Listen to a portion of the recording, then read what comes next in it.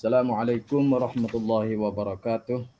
Waalaikumsalam. Alhamdulillahi rabbil alamin wassalatu wassalamu ala asyrafil anbiya'i wal mursalin wa ala alihi wa sahbihi ajma'in. Hadis 6 tak? Hadis ke-6 ya. 5 ke 6? 6 6. Nah, nah.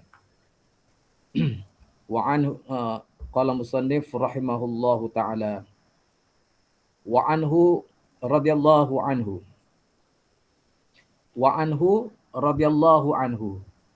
Di sini tidak didatangkan dhamir itu kepada siapa dia. Tapi hadis yang kelima dan enam ni berkaitan dari segi rawi dia, iaitu periwayat dia iaitu Anas. Kalau hadis sebelum ni kita belajar pada hadis yang kelima tu, wa an Anasin radhiyallahu anhu qala Rasulullah sallallahu alaihi wasallam, idza kana ahadukum fi sholati fa innahu yunaji rabbahu. Hadis yang kelima tu menceritakan bagaimana Rasulullah sallallahu alaihi wasallam memberitahu, hadis riwayat Anas. Rasulullah memberitahu kepada kita apabila seorang itu apabila dia semaya, maka dia akan bermunajat ataupun dia bermadah. Bermadah ni yunaji makna bermunajat, berdialog dengan Allah Subhanahu wa taala. Bagaimana satu hadis yang disebut pada minggu lepas, iaitu satu hadis riwayat Muslim yang mana Nabi kata apabila Nabi kata Rasulullah sallallahu alaihi wasallam menceritakan Allah Taala berfirman, aku bagi qasamtus salata baini wa baina abdi nisfain wa li abdi ma sa'ala. Aku bagikan semaya yakni Al-Fatihah tu di antara aku dengan hambaku ada dua bahagian. Satu bahagian aku dan satu bahagian dia. Lagu mana dia kata? Idza qala al-'abd, apabila berkata seorang hamba alhamdulillahi rabbil alamin, qala Allah azza wa jalla amidani 'abdi. Apabila seorang hamba tu mengucap alhamdulillahi rabbil alamin, maka Allah kata hamidani 'abdi. Telah hamidah, telah memujilah oleh hamba-Ku akan daku. Alhamdulillahi rabbil alamin. Bila kita baca Ar-Rahmanir Rahim, ya, yang maha pemurah lagi maha pengasih, maka kata Tuhan, atna alayya abdi. Atna alayya abdi, hamba-Ku telah memujiku. Bila kita kata maliki yaumiddin, Allah Ta'ala kata majjadani abdi. Hamba-Ku menyanjung aku, memuji aku, memuja aku. Iyyaka na'budu wa iyyaka nasta'in. Kita kata. Maka Tuhan kata, hadza baini wa baina abdi. Hadza baini wa baina abdi wa li abdi ma sa'ala. Akan dikaulah kami sembah, akan dikaulah kami minta tolong. Maka Tuhan kata, apa Tuhan kata? Ini adalah di antara aku dan hamba-Ku. Dan bagi hamba-Ku apa yang dia minta. Bila kita kata iyyaka na'budu wa iyyaka nasta'in, hadza baina bila kita kata gitu, maka Allah Subhanahu wa taala jawab. Maknanya setiap apa yang kita sebut di dalam sembahyang kita itu adalah dijawab oleh Allah Subhanahu wa taala di dalam Al-Fatihah. Kemudian kita baca hadis pada hari ini, iaitu hadis yang ke-6. Diriwayatkan wa anhu radhiyallahu anhu qala kana kiramun li Aisyata satarat bihi janiba baitiha. Qala laha lin-nabiy sallallahu alaihi, qala laha an-nabiy kalin-nabiy. Faqala laha an-nabiy amiti anna kiramaki hadha fa innahu la tazalu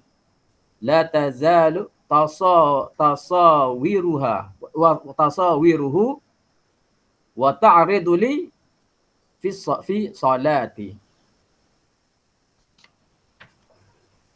Rawahu Al-Bukhari. Wattafaqa ala hadithiha fi qissati Ambijaniyah. Ambijaniyah Abi Jaham. Wa fihi fa innaha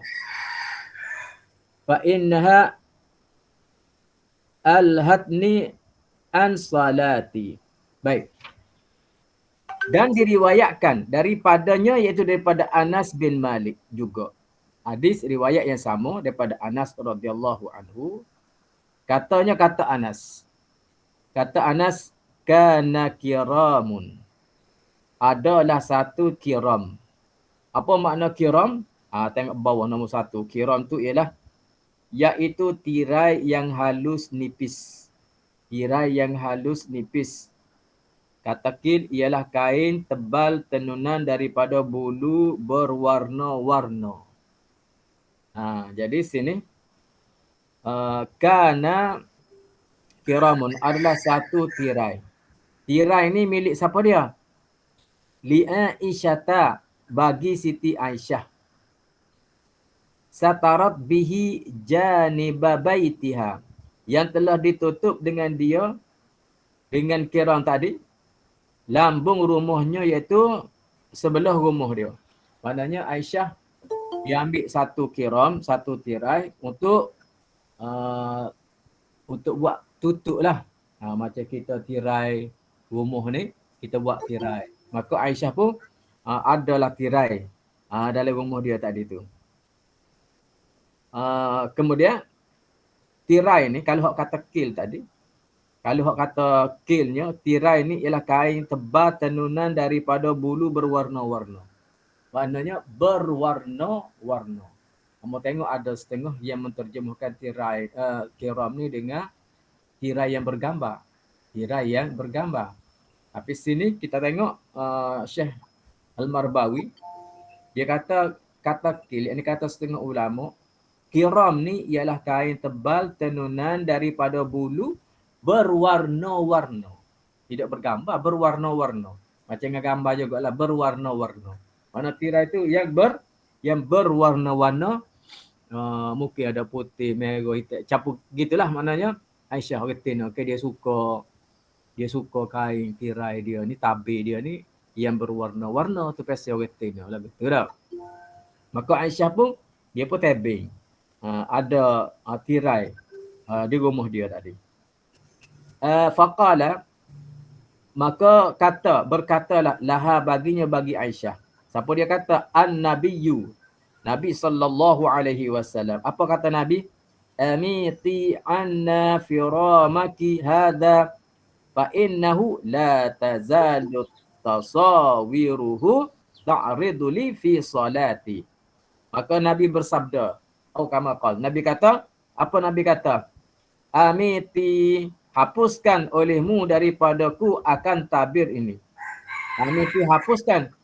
Maknanya Nabi tak si tengok tabir yang ada di dalam rumah tadi tu.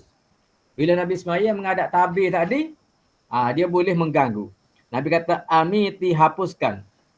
Jangan ada tabir ni. Hapuskan olehmu daripadaku. Hapus tu apa dia? Akan tabirmu ini. Nabi tak sewi ada tabir itu. Kerana apa? Kerana bahawasanya tabir tadi sentiasalah rupa-rupaannya. Dah berwarna. Bila kita semaya, kita tertengok tabir tadi. Maka tabir yang berwarna-warna ini, dia boleh menyebabkan tidak khusyuk lah. Memalingkan. Sentiasalah rupa-rupaannya memalingkan. Memalingkan yakni memberi bimbang bagiku di dalam sembahyangku. Nabi kata, dia buat gambar-gambar. Ada gambar lah. Nampak bagar dia di hadapan. Bila semaya tadi, bila ada tabir depan tu, kadang-kadang tabir kita ni, dia ada kena angin kau terbang, angin kau apa dah. Jadi nampak warna-warna tadi. Sebab tu deh, ada setengah-setengah tok guru tu dia tak say. Dia tak say apa nama ni, sejadah dia tu, sejadah yang sebab kita lah ni, kita suka beli sejadah comel-comel di Mekah. Waktu we hadiah. Kau we jadah jangan beli hot depan tu. Depan Masjidil Haram tu dak. Sejadah banyak comel-comel jual situ kan. Sekitar Masjidil Haram tu ada macam-macam. Kita pun beli. Hot comel-comel tu benarnya dia boleh mengganggu. Boleh mengganggu. Amba ingat dulu Allahyarham Datuk Tok Guni Aziz dia nak mari nak buat masjid. Masjid Kapal Ambo lah, dia nak mari masjid. Dia nak mari rasmi masjid Kapal Ambo. Masa tu Ambo jadi team makeup pun tak. Jadi orang mari royak ke Ambo. Dia kata team Tok Guru mari kena persilakan Tok Guru naik jadi team. Sebab Tok Guru dia tak naik jadi team kalau kita tak suruh dia. Moga di masjid. Jadi so orang mari ke Ambo. Yang kedua dia kata apa nama ni, jadah tu kena tok kain putih dia kata. Dia kata Tok Guru tak suka tak apa nama ni sejadah yang berwarna-warna. Yang berwarna-warna. Tok Guru tak suka. Jadi amba buat dua-dua tu. Yang pertamanya kita ambil kain putih, letak atas jadah. Biasa kita duduk semaya ni atas jadah biasa ni ya. Tak sejadah tak juga tu cari kain putih tak atas tu. Bila Tok Guru sapa amba pun ayat ke Tok Guru silakan jadi TM. Tok Guru pun nak jadi TM. Jadi ni ayatnya betul dah. Kalau Tok Guru kata dia tak suka dengan sejadah yang berwarna-warna tu, Nabi sendiri pun pernah tegur Siti Aisyah radhiyallahu anha supaya menghapuskan jangan we ada kain tapi sebab bila Nabi kata bila semaya tadi boleh membimbangkan hati, boleh membimbangkan di dalam sembahyangku. Rawahul Bukhari. Hadis ini telah meriwayatkan oleh Imam Bukhari. Wattafaqa ala hadithiha fi qissati Ambijaniyah Abi Jaham. Dan telah muwafaqah riwayat Bukhari dan Muslim atas hadis pada kisah pakaian tebal tiada beragai padanya bagi Abi Jaham. Iaitu pakaian tebal yang tiada apa di atasnya. Ada hadis lain pula ada. Wa fihi fa innaha alhatni an salati. Yang mana di dalamnya ya di dalam hadis tu Ambijaniyah ni, Abi Jaham ni di dalamnya juga tersebut apa dia? Kerana bahawasanya melalai ia akan daku daripada sembahyangku. Sama juga. Nabi tak say ambijaniyah pun. Ambijaniyah. Apa makna ambijaniyah? Pakaian tebal tiada apa? Ragai. Tidak beragai atasnya. Tak say juga tak? Tiada yang mana apabila pakaian ni ada yang beragai ni ataupun ada gambar, ada warna-warni, ada lukisan ke apa tu boleh menyebabkan memalingkan hati ataupun hati menjadi bimbang di dalam sembahyangnya. Kerana bahawasanya melalai ia akan daku daripada sembahyangku. Baik, habis itu. Jadi kesimpulannya dari segi hadis yang kita belajar ni berkenaan dengan khusyuk semaya dah. Bila khusyuk semaya ni ada macam-macam passing dah. Macam-macam passing di antaranya yang kita belajar dulu, ia tidak menjadikan khusyuk apabila kita semaya kita duk mai anggota kita dah. Kita duk mai anggota kita. Kita duk mai janggut kita. Mata kita tidak tetap, kita duk memandang ke atas.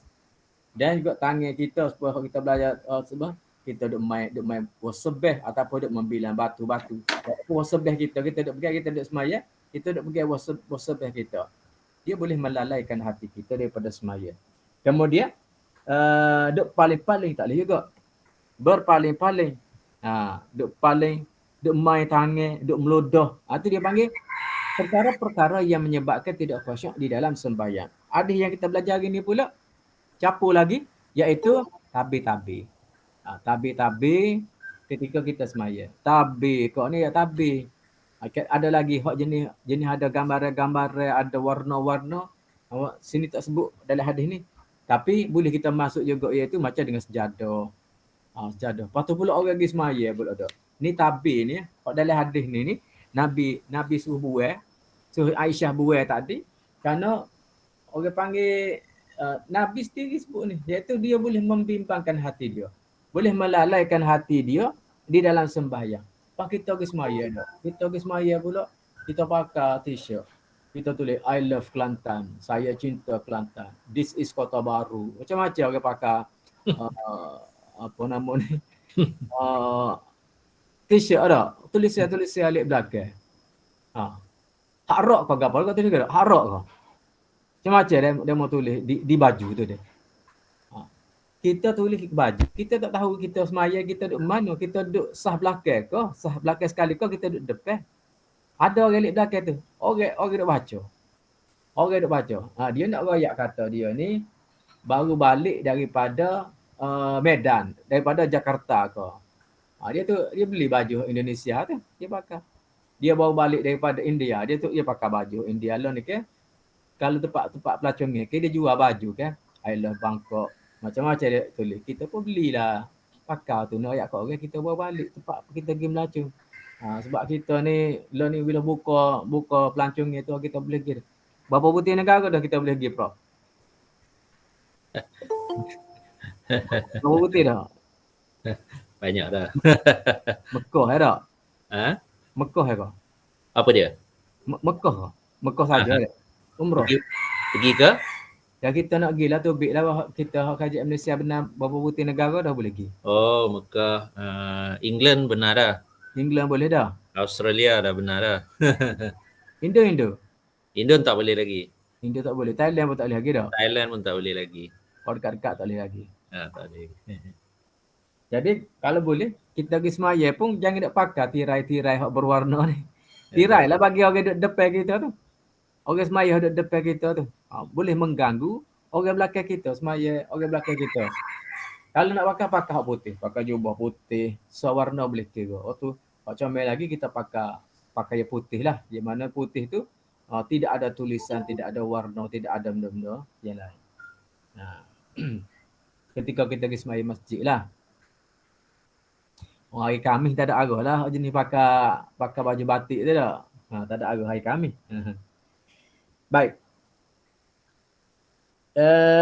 Habis hadis tu tak. Kemudian hadis yang seterusnya, hadis yang ketujuh. Wa an Jabir bin Samurah radhiyallahu anhu qala Rasulullah sallallahu alaihi wasallam la yantahiyanna aqwamun yarfa'una absarahum ila as-sama'i fi as-salati aw la tarju ilaihim. Rawahu Muslim. Walahu an Aisyah radhiyallahu anha qalat sami'tu Rasulullah sallallahu alaihi wasallam yaqulu la salata bi hadrati ta'amin wala wa huwa yudafi'uhul akshani. Baik. Dan diriwayatkan daripada seorang sahabat yang bernama Jabir bin Samurah. Radhiyallahu anhu kata Jabir. Apa kata Jabir? Qala Rasulullah sallallahu alaihi wasallam, telah bersabda Rasulullah sallallahu alaihi wasallam, la yantahiyanna aqwamun yarfa'una absarahum ila as-sama'. Pasti berhenti segala kaum yang mengangkat mata mereka itu memandang ke langit di dalam sembahyang. Kemudian, aw la tarji' ilaihim, ataupun tiada kembali kepada mereka itu. Kita tengok apa huraian daripada Syekh Al-Marbawi. Aula tarji ilaihim, atau tiada kembali kepada mereka itu. Pada hadis ini menunjukkan teguh yang kuat atas orang yang mengangkat mata memandang-mandang ke langit pada masa sembahyang. Jadi ni Tuhan Nabi nak royak tentang larangan keras. La yantahiyanna aqwamun, pasti berhenti. Maknanya satu larangan ke atas apa dia? Pasti berhenti. Siapa dia? Aqwamun, kaum-kaum. Aqwamun ni kaum-kaum. Kaum mana? Yarfa'una absarahum ila shalah. Kaum-kaum yang memandang, yang mengangkat mata mereka itu, yang tengok akak mata. Tengok kepada mana? Ila sama', kepada langit. Fis salati, ataupun fis salati, di dalam sembahyang mereka itu. Maknanya Nabi larang kita semaya akak mata kita alak ke langit. Masa dulu Masjid Nabawi tidak seperti hari ni deh.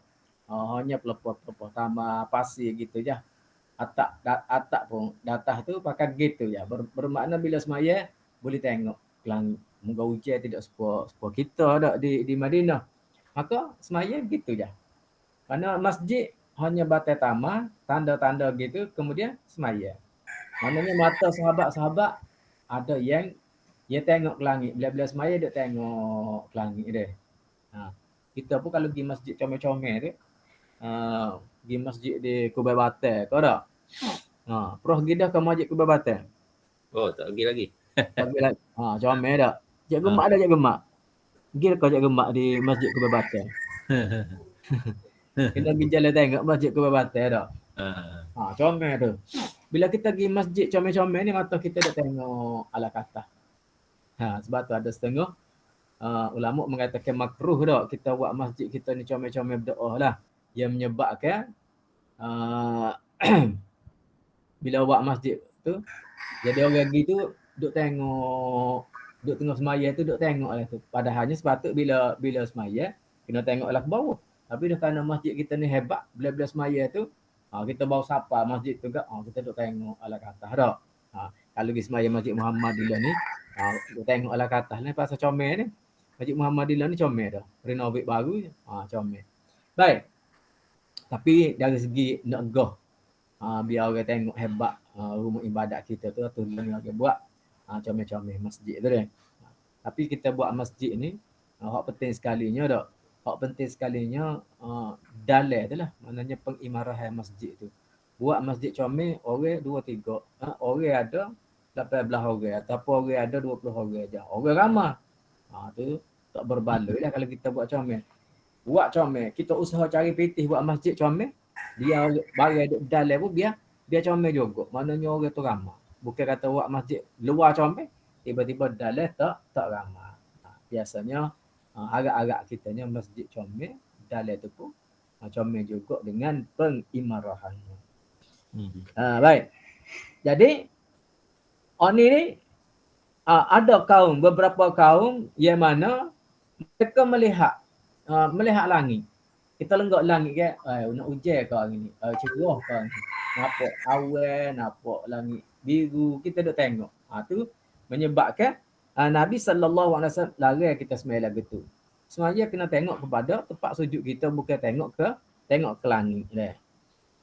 Aula tarji ilaihim, ataupun tiada kembali kepada mereka itu. Sini lafaz hadis ini katanya pada hadis ini menunjukkan teguh yang kuat atas orang yang mengakak mata memandang ke langit pada sembahyang mereka itu.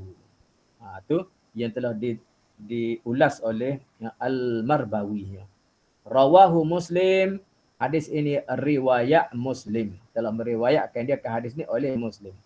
Walahu an Aisyata radhiyallahu anhu sami'tu Rasulullah sallallahu alaihi wasallam yaqulu la salata bihadrati ta'amin wala wa huwa yudafi'uhul aqshan. Baik. Dan ada riwayat bagi Muslim daripada Siti Aisyah radhiyallahu anha katanya. Kata Aisyah. Apa kata Aisyah? Sami'tu Rasulullah sallallahu alaihi wasallam yaqul, aku dengar Rasulullah sallallahu alaihi wasallam bersabda. Apa Nabi kata? La salata bihadrati ta'amin. Tiada sembahyang di hadapan makanan. Jangan semaya depan makannya. Nasi ko depan belebak ko ataupun lopak tikai ko. Lopak tikai tu kau tak boleh tu. Kita duk tengok merah, hijau, putih. Kau banyak warna lopak tikai tu ni. Bila kita semaya di hadapan makan hati kita tadi tidak khusyuk.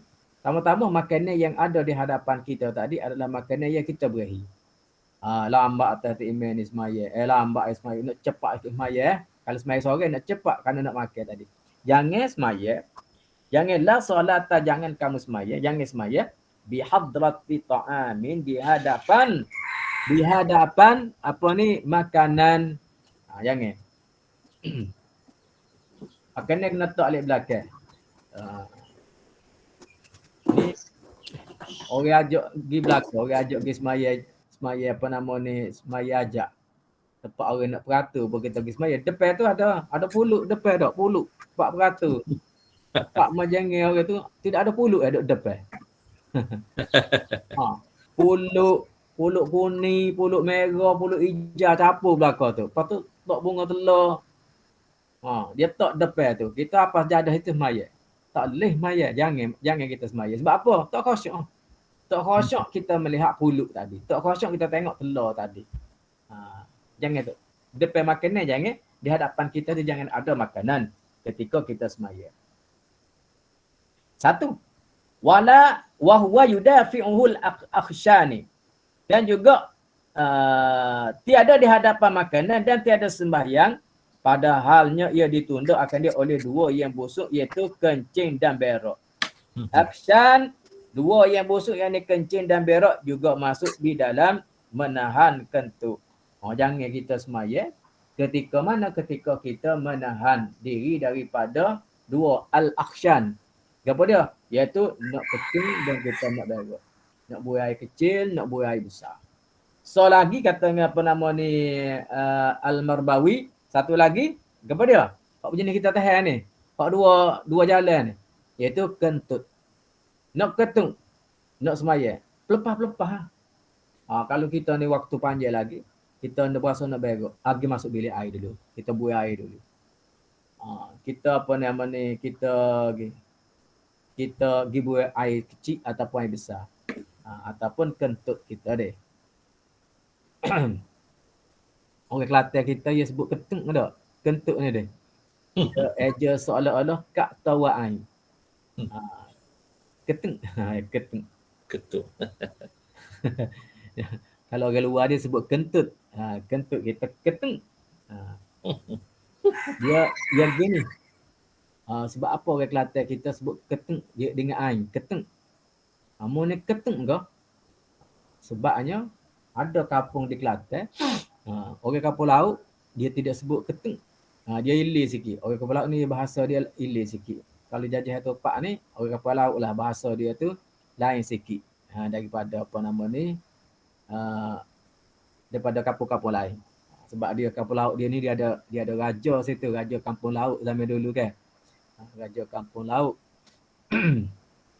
Sampai hari ni pun dia kalau kita pergi ke petani, istana petani, kok lama tu istana petani tu, orang yang duk jaga istana petani muka tak ada raja. Orang situ tu kalau kita tanya kat dia kata kampung laut. Mari dia mana kampung mana? Yang mau pergi di istana petani lama tu. Nama Abedi, orang tunggu. Orang di sini, orang mana sini? Orang kampung laut. Orang kampung laut. Sebab dia kampung laut dia ada raja, di tani ni ada raja, dia ada hubungnya. Ada hubungnya dia ada. Jadi orang kampung laut dia kecek bahasa dia terlembut sikit. Dia nak serupa dengan orang kubur pasu. Dia kalau dekat Masjid Muhammad ni, dia tak sebut ketung, dia sebut ketuk. Ketuk. Tapi bila sebut ketuk, dia akan jadi semabur dengan satu lagi ketuk juga, iaitu kita ketuk pintu. So lagi mata kita ketuk, bila kita ada tasydid ketuk, dia jadi satu maksud lain lagi, iaitu mata ketuk, mata kita tu sakit atau mata kita tu macam nak ripik, mata ketuk dia panggil ketuk juga. Baik.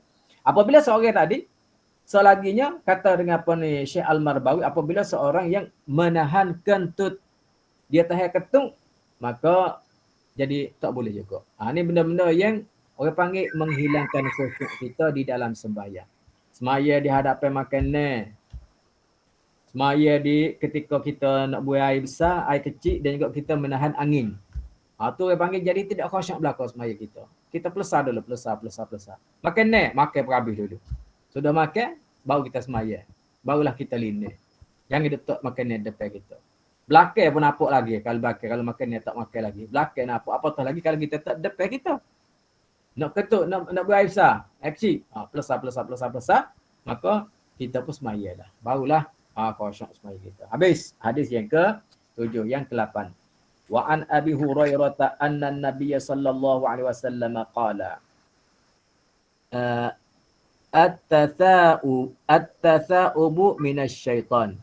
Fa idza tatha'aba ahadukum falyaqdhim mastata'. Rawahu Muslim wa Tirmizi wa zada fi salati. Baik. Hadis yang terakhir, hadis yang ke-8 ni dalam bab semaya khusyuk ni. Wa an Abi Hurairah, dan daripada Abi Hurairah radhiyallahu anhu. Qala, diriwayatkan daripada sahabat Nabi yang bernama Abi Hurairah radhiyallahu anhu bahawasanya Rasulullah sallallahu alaihi wasallam telah bersabda. Apa Nabi bersabda?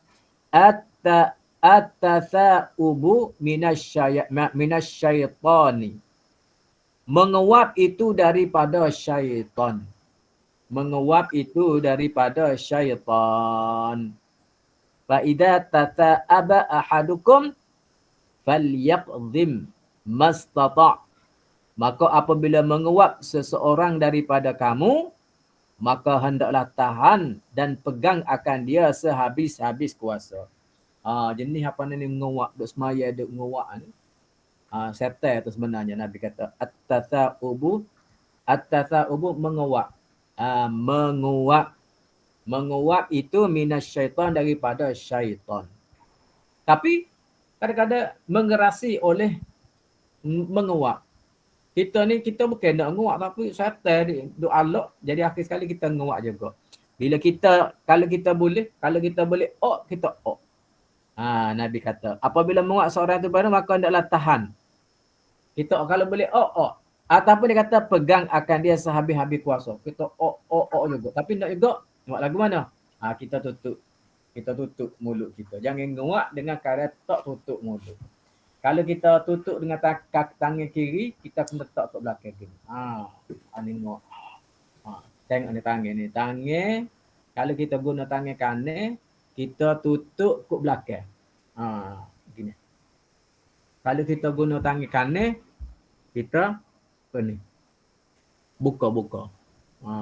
Tutup. Dan jangan sekali-kali kita nguak, kita hala kepada orang. Kita duduk semaya, kita nguak, kita hala kepada kawan kita. Mengganggu orang. Tama-tama gigi kita tak gosok. Tama-tama kita makan petas semalam. Jadi ganggu belakang orang tu. Jangan sekali-kali kita menghalakan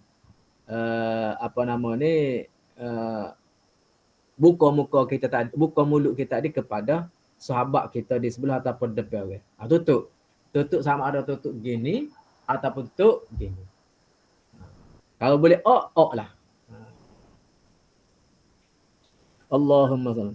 Wazada Muslimun wa Tirmizi wazada fis salati. Telah meriwayatkan oleh Muslim dan Tirmizi, dan menambah Tirmizi di dalam sembahyang. Yani ada lagi tambah lagi fis salah. Jadi kita tu di dalam sembahyang kita, atau ditambah oleh Tirmizi. Hadis yang ni yang diriwayatkan oleh Muslim ni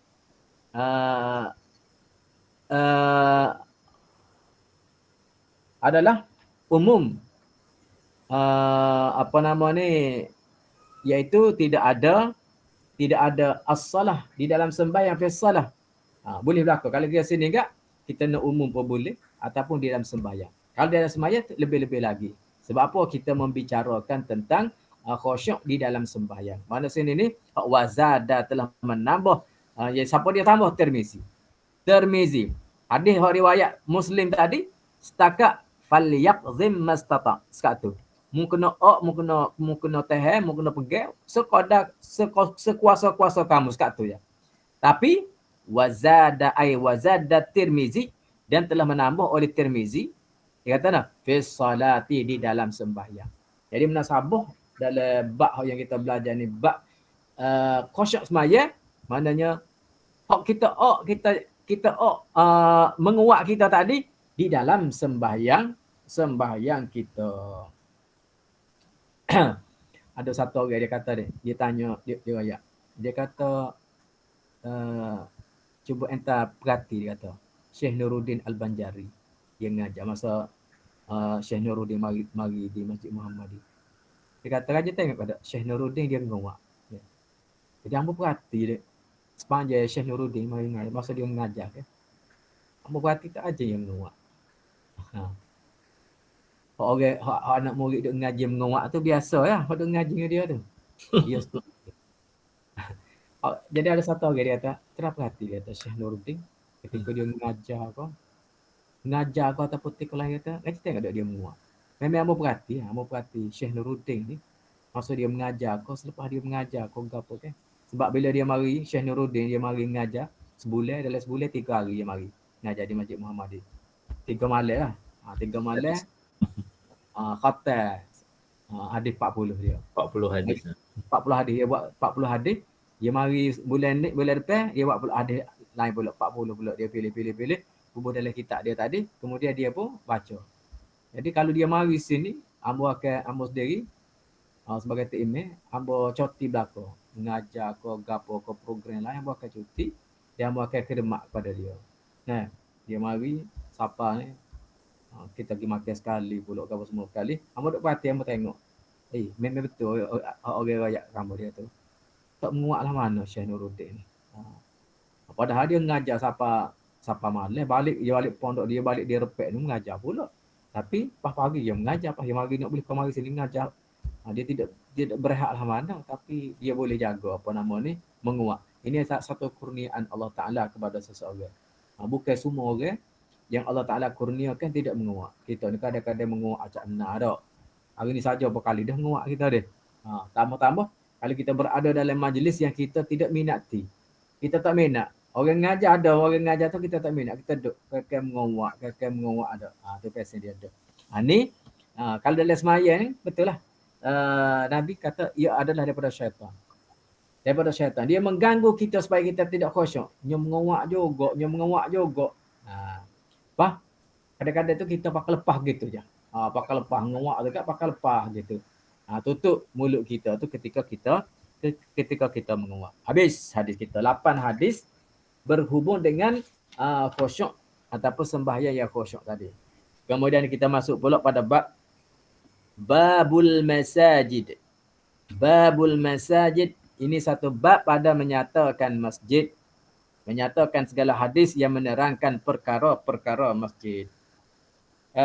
Kita tengok nota kaki yang telah ditulis oleh Al-Syekh Al-Marbawi kita. Apa arti al-masajid? Al-masajid artinya masjid. Al-masajid artinya masjid. Dia jadi salah gila patut masjid lah dia. Al-masajid lah masjid jamak dia. Al-masajid jamak lafaz plural bagi masjidun. Masjidun al-masajid.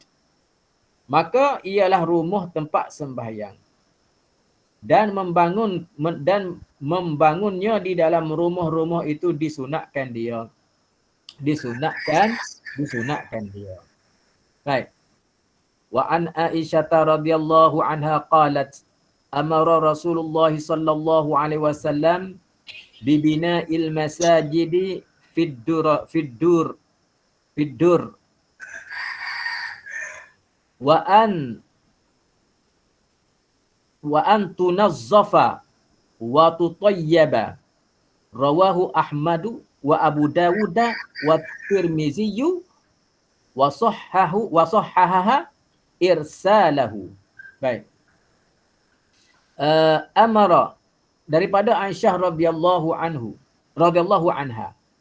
Daripada isteri Rasulullah sallallahu alaihi wasallam namanya Aisyah radhiyallahu anha, kata Aisyah, amara Rasulullah sallallahu alaihi wasallam bi bina'il masajid fid dur. Disuruh oleh Rasulullah sallallahu alaihi wasallam dengan membangunkan masjid-masjid itu di dalam rumah. Di dalam rumah. Dalam syarah dia tu ad-dur tu dia kata ad-dur tu makna ad-dur tu wal muradu bidur ni dia kata iaitu al-buyut, yakni rumah-rumah. Dur dengan makna rumah-rumah. Jadi buat masjid ni hukum dia sunat kita buat dia. Di dalam rumah-rumah.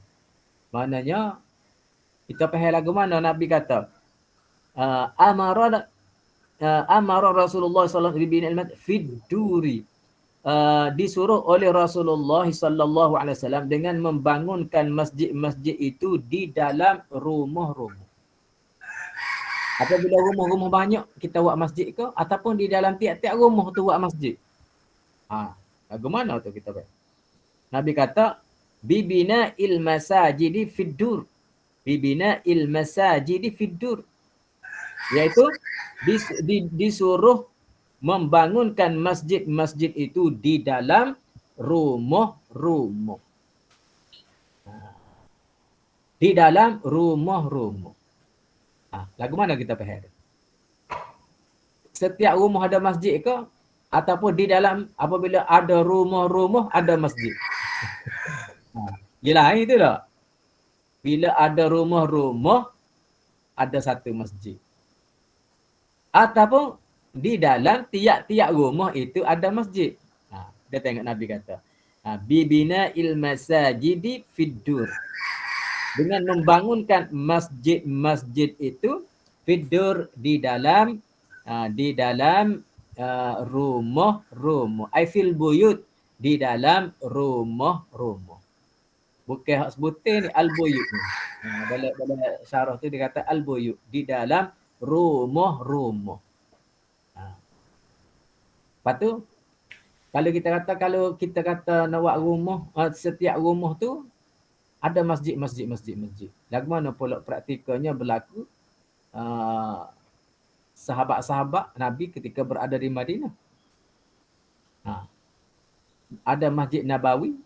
Kemudian adakah sahabat-sahabat pula tu ada pula rumah-rumah pula. Rumah Abu Bakar ada masjid, rumah Umar ada masjid, rumah apa nama ni, semua sahabat-sahabat tu ada rumah, ada masjid belakang ke ataupun lagu mana.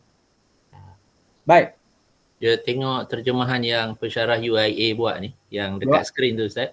Dia katakan tak? Menyuruh membangun masjid di dalam setiap kota. Dia tak buat rumah.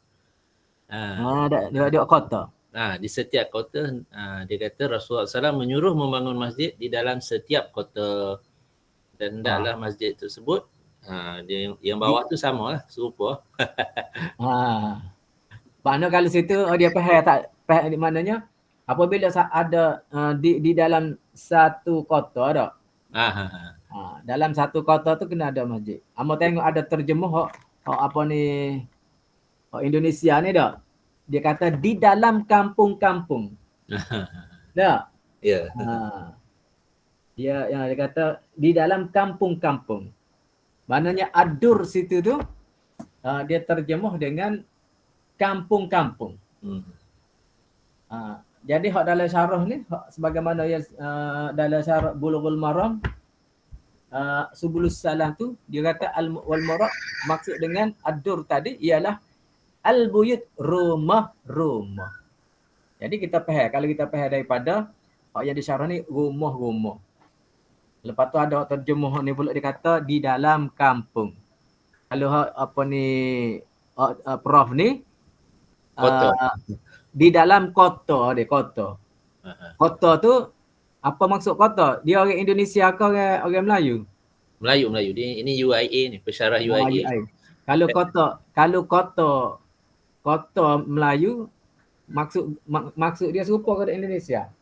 Bandar-bandar lah. Kalau kota ni bandar dia. Bandar-bandar. Kalau kita orang Melayu, bahasa Melayu kota ni adakah bandar ataupun satu binaan yang apa ni yang membezakan dengan satu tempat dipanggil kota. Apabila masuk ini kota raja dah. Kota istana maknanya kawasan dia tu deh. Ya. Tapi kita boleh faham dah ni bahasa kita jadi standard dah. Kota tu artinya bandar lah deh. Bandar. Kota baru tu maknanya bandar baru ke tempat kediaman raja baru. Kota baru. Kota baru. Kalau di Indonesia tu kita gimana pun kota belakang, kota Bandung. Kota yang guna dah. Yeah. Kota Jakarta, kota Bandung, kota kota Bogor, kota belakang tu. Wali kota. Ketua dia tu pun PKB dia tu pun dia panggil wali kota. Tak? Wali kota. Baik. Jadi kalau kita nak faham hak ni sebabnya Nabi kata fidur di dalam rumah-rumah. Katalah kita kata di dalam rumah-rumah. Syekh apa nama ni Al-Marbawi dia sebut secara umum di dalam rumah-rumah. Kalau rumah-rumah tu sama ada rumah-rumah banyak ada sebutir, ia tidak nyatakan ataupun di dalam tiap-tiap rumah. Jadi kita faham daripada apa yang kita belajar ni ialah apabila ada rumah-rumah ataupun bentuk kota ataupun kampung-kampung, maka kena ada satu masjid situ. Satu. Yang kedua, dan di sini juga menunjukkan dibenarkan kita membina masjid-masjid di rumah kita sendiri. Kalau kita buat rumah, kita nak buat masjid di rumah kita, boleh, tak ada masalah. Kita buat satu tempat dalam rumah kita, satu ruangan. Ketika kita buat rumah tadi, kita niatkan bilik ni adalah untuk kita, untuk masjid, untuk keluarga kita. Tapi kena ingatlah orang perempuan, jadi kalau rumah kita, isteri kita nak cuci rumah tu, tika dia hit tak boleh masuklah dalam tu. Dalam satu ruangan tadi tu. Boleh kita buat rumah kita. Kita kata kita ni muka alak tua ni kita nak pergi masjid, kita nak iktikaf ke apa di masjid, tak boleh dah kitanya. Maka kita bina. Kita umur 50 60 ni ada duit, kita buat sikit serambi rumah kita tu untuk keluar semaya, untuk memudahkan kita tadi beriktikaf. Bermakna kita duduk rumah kita, kalau kita duduk di ruangan biasa ni, kita tidak mendapat pahala. Kita masuk dalam masjid kita tadi, rumah, dalam kawasan masjid kita tadi, kita mendapat pahala. Pahala iktikaf apabila kita niatkan ruangan itu adalah rumah. Ialah masjid dah. Boleh kita buat. Masjid rumah kita sajalah. Allahumma salli ala Muhammad. Ada juga orang yang berpandangan, dia kata baik kita tak buat, baik kita tak buat masjid kampung kita. Apa? Kalau kita buat masjid, kalau orang tak pergi, dosa belaka. Ada orang lagu tu. Ada orang kampung lagu tu, dia kata baik kita tak buat masjid kampung kita. Apa? Kalau kita buat masjid, dia kata kalau kita tak pergi semaya, dosa belaka. Apa duk mikir lagu tu lah. Apa kita duk mikir lagu tu? Apa ingat Allah yarham Tok Guni Aziz, dia kata kan. Orang zaman dulu dia takut nak ngapal Quran. Bapa bila ngapal Quran tak ingat Quran dosa. Itu memang sungguh. Kita ngapal Quran, kita ngapal Quran nak biasa. Untuk biasa. Kami macam kami ni dia ngaji Azhar dulu. Orang mesti kena ingat Quran. 8 juzuk. 8 juzuk kena ingat. Sebab untuk biasa. Lepas biasa kita tak cara pada Quran kita. Maka jadi tak ingat. Bila jadi tak ingat, dosa kita. Sama ada kita ngapal untuk puasa ke, kita ngapal untuk gapo ke, tiba-tiba tak ingat. Tak ingat kita dipanggil dengan taksir kita. Apa arti taksir? Iaitu dengan kecuaian kita. Kita tak baca dia, kita tidak ngapal semula, kita tidak repeat, kita tidak ulang. Menyebabkan apa yang kita hafal itu terlupa kita. Dulu kita ingat Yasin, lah ni kita tak ingat Yasin. Kenapa kita tak baca dia? Maka berdosa kita. Bermakna kita buat remeh-temeh dengan Al-Quran yang telah lekat dalam badan kita. Quran yang mari duduk dalam tubuh kita, maka kita tak cara ke dia. Dia orang lagu ni tak? Orang yang apa nama ni ngapal Quran, bila dia itu, dia kena menghabiskan masa dia dengan apa? Jangan duk main benda lain. Jangan duk main benda lain, sebaliknya dia kena habiskan masa dia. Habiskan masa dia dengan menghafal kembali Al-Quran yang telah dia hafal tadi. Yang kita kata kita nak gederak, nak pergi makan angin lah, macam-macam kitanya. Nak gederak makan angin boleh, tapi Quran tu bawa. Quran tu kita kena baca sama supaya Quran tu ingat. Mana kita ada usaha. Kalau kita mati pun, alhamdulillah lah, mati kita dalam usaha supaya Quran tu bersama-sama dengan kita. Baik. Jadi Allah yarham Tok Guni Aziz, dia sebut dalam satu ceramah dia. Dia kata orang dulu, dia kata takut nak ngapal Quran, takut-takut bila terlupa berdosa. Betul. Tok Guru ayat tu betul, dan memang betul begitu. Mana apabila Quran yang telah kita hafal, kita tak cara ke dia, menyebabkan lupa. Menyebabkan lupa tu berdosa kita. Tapi Tok Guru kata dia, Tok Guru kata pula, dia tak kira pun jokan ni. Joki apabila kita ngapal Quran kita boleh pahala. Bila kita ngapal Quran kita boleh pahala. Kita ingat Quran kita boleh pahala. Kita mengulang-ulang Quran kita boleh pahala. Dan apabila kita mati, dah ada Quran dalam dada kita. Ada Quran dalam dada kita. Ada berapa jenis jenazah mayat yang tidak hancur. Di antaranya ialah jenazah ataupun mayat yang penghafal Al-Quran. Orang yang ngapal Quran. Orang yang Al-Quran tidak hancur. Kita ni ada masa belakang lagi kalau kita nak ngapal. Astagfirullahalazim. Mana? Ada masa lagi untuk kita menghafal Al-Quran, insya-Allah. Baik, kemudian Remove lah. Gana? Tak boleh. Tak ada orang ni, Sharifah Nurlia ni, dia saya tak faham dia sebab dia tak tutup kamera dia. Allah, saya nak kena tutup lah. Tutup dah suara tu. Dia bunyi juga. Tak, dia tak tutup kamera dia. Minta maaf, dia buka pakaian tadi. Astagfirullahaladzim. Baik. Okey. Terus. Wa antunazzafa wa tutayyaba, dan dibersihkan dia daripada kotoran dan juga diharumkan dia.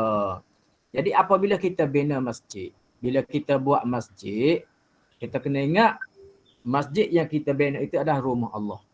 Sama ada kita bina masjid di rumah kita, kita buat satu sudut di rumah kita, ataupun masjid yang ada di kampung kita, menjadi tanggungjawab kita membersihkan masjid.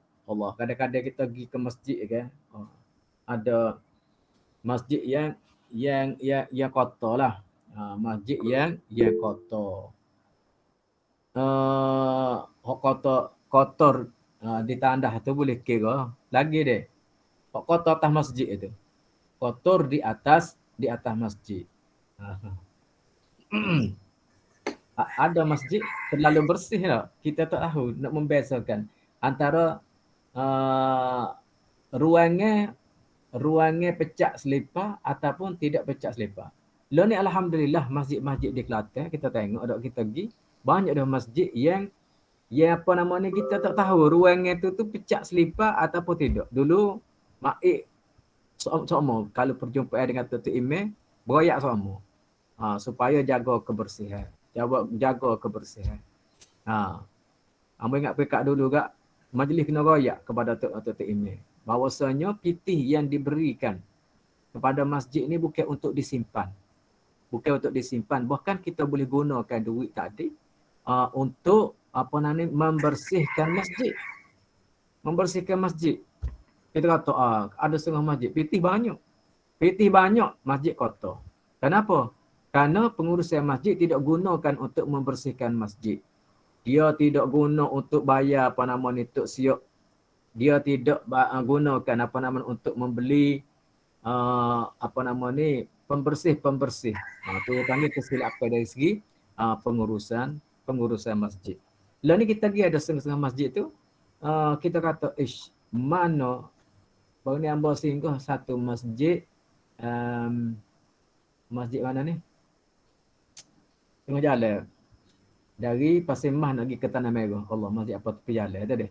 Ambil masjid itu nak sembahyang maghrib.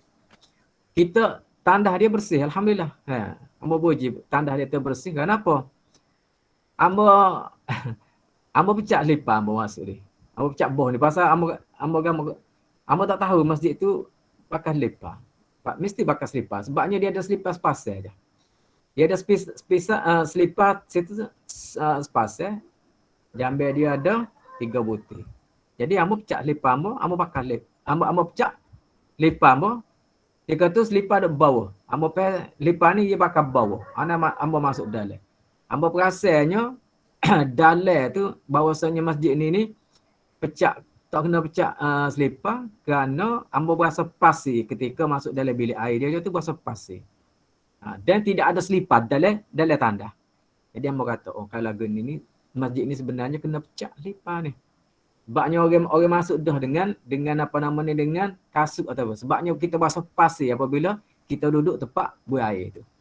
Jadi Maknanya bersih masjid dia sehingga kita tidak dapat bezakan antara pecak selipar ataupun tak pecak selipar. Baik, dalam ni hadis Nabi kata wa antunazzafa wa tutayyaba. Dan bahawa dibersihkan daripada kotoran-kotoran dan diharumkan. Jadi masjid kita ni jangan ada kotoran-kotoran. Kalau ada najis juga, tak cicuk tu berat benar. Tu bukan setakat kotoran saja tu. Itu orang panggil apa tu najis tu. Najis. Dibersihkan daripada kotoran-kotoran. Selaginya setelah bersih, jangan wibang hanya. Ada masjid itu, dia pakai muk. Tok siuk dia tu pakai muk, dia saya nak beli pewangi. Menyebabkan dia muk latar tu dia muk. Nampak bersih. Tapi bila kita masuk dalam masjid, bang hanya. Kenapa? Tidak ada bauan. Tidak ada perfume yang digunakan untuk membersihkan tadi. Biar bersih, nampak hidung kita pun bau sedap. Tu comel tu masjid tu. Masjid kita ni kita jadi bau nampak bersih, bau sedap. Sama ada kita guna bahan pencuci ataupun kita perfume pula, dan juga, ataupun kita pakai gapo calok ke gapo pula nak jadi bau sedap. Bukhur ke, kita pergi Mekah tu beli bukhur tu. Rasa kata baru pada jual dalam. Kita boleh bakar bukhur dia macam yang kemenyi tadi untuk mengharumkan masjid kita. Buatlah lagu-lagu mana supaya masjid kita nampak bersih dan juga bau sedap. Gitu tak? Kalau di Masjid Muhammadi tu, kita sebelum maya tu, kita guna perfume tu. Gata kita, tok siap kita tu, dia pergi atas kapet tu, so sembuh. Bau sedap ada. Orang mari semaya pun bau sedap. Masjid kita pun boleh buat lagu tu. Berapa ya gata tu. Kau sembuh, kau atas petak din dia, kau jenis kita buat dah masa dia tu, berapa minit, supaya bau sedap. Bau sedap suasana dan juga kapet tempat semaya tadi dia. Ada setengah masjid, Pak Tek Email je bau sedap, Pak lain tak mau. Ada setengah masjid, Kobe, Pak Tek Email pun Kobe. Bang lagu lain tak. Rawahu Ahmadu wa Abu Dawud wa Tirmizi wa sahaha irsalahu.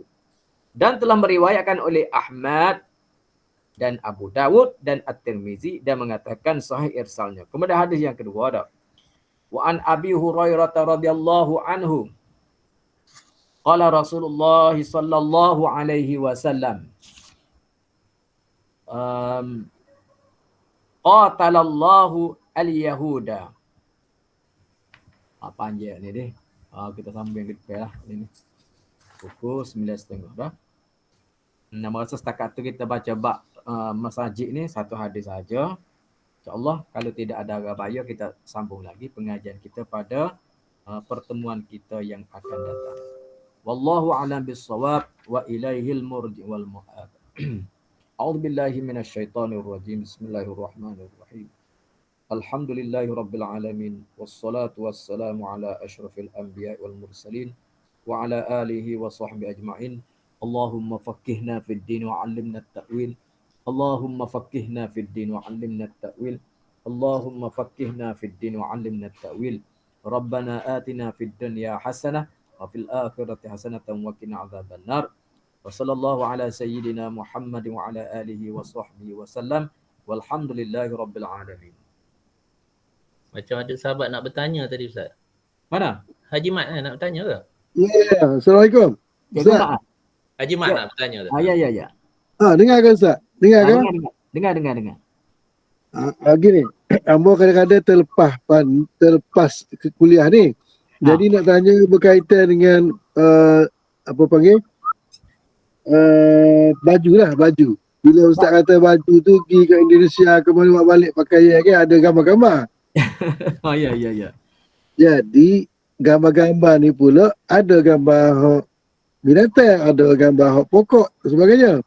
Ya. Jadi sejauh mana hukum Ustaz apa ni ada gambar binatang ke manusia ke sebagainya.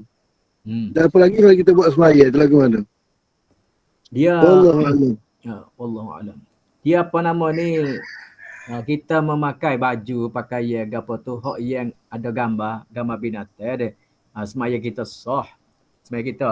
Sebabnya apabila kita semaya cukup syarat dia, syarat sah semaya dan juga syarat membatalkan semaya tidak ada dalam bab yang membatalkan semaya ni ialah kita memakai pakaian yang berwarna ataupun bergambar. Maknanya semaya kita tetap sah. Walaupun sah, cuma perbuatan kita tu lah. Perbuatan kita tadi. Perbuatan kita memakai pakaian, kita memakai baju, menyebabkan sahabat kita tu jadi orang panggil terganggu. Atau kalau kita pakai apa ni hok yang ada gambar binatang tu, gambar yang bernyawa tu menjadi khilaf ulama pula. Ada mengatakan haram kita melukis, kalau kita lukis tu tak, melukis gambar yang bernyawa tu, waktu masuk tu pula ada setengah kata tidak haram, ada kata haram, waktu masuk dalam bab khilaf ulama. Jadi apabila khilaf ulama sama ada hak lukis ke ataupun gambar foto ke hak yang binatang tadi, maka untuk kita apabila ulama khilaf, orang ni kata haram, orang ni kata tidak haram, maka kita mengambil jalan tengah, kita tak buat benda tu itu adalah lebih baik, menjadi sunat pula. Sunat bagi kita apabila kita kata dua ulama, orang ni kata haram, orang ni kata tak haram. Dari segi gambar hak apa nama ni, gambar binatang tadi, hak bernyawa tadi, maka kita ambil jalan tengah, iaitu kita tak pakai, kita tak buat. Maka itu adalah lebih baik bagi kita.